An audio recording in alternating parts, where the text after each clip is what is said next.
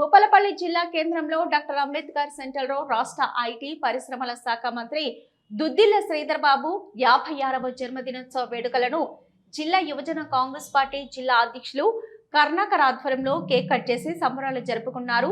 ఈ సందర్భంగా మాట్లాడుతూ పేదలకు, బడుగు బలహీన వర్గాలకు ఎంతో సేవ చేశారని అన్నారు. ఈ కార్యక్రమంలో ఎన్ఎస్యుఐ అధ్యక్షులు సురేష్, ప్రవీణ్, సురేష్, రాజు, రాజ్ కుమార్ తదితరులు పాల్గొన్నారు. యువజన కాంగ్రెస్ జిల్లా కమిటీ ఆధ్వర్యంలో రాష్ట్ర మంత్రివర్యులు శ్రీ దుద్దిల శ్రీధర్ బాబు గారి యొక్క 56వ జన్మదినాన్ని పురస్కరించుకొని స్థానిక బొమ్మ సెంటర్ వద్ద కేక్ కట్ చేసి వేడుకలు ఘనంగా జరుపుకోవడం జరిగింది.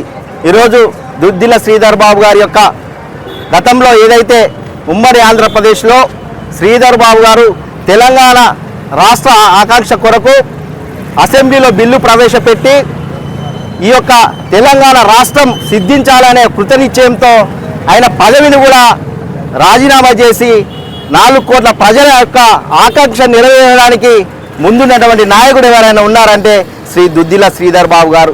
మరి వారి యొక్క జన్మదిన వేడుకలు మా జయశంకర్ భూపాలపల్లి జిల్లా కేంద్రంలో చేసుకోవడం చాలా ఆనందకరమైన విషయం.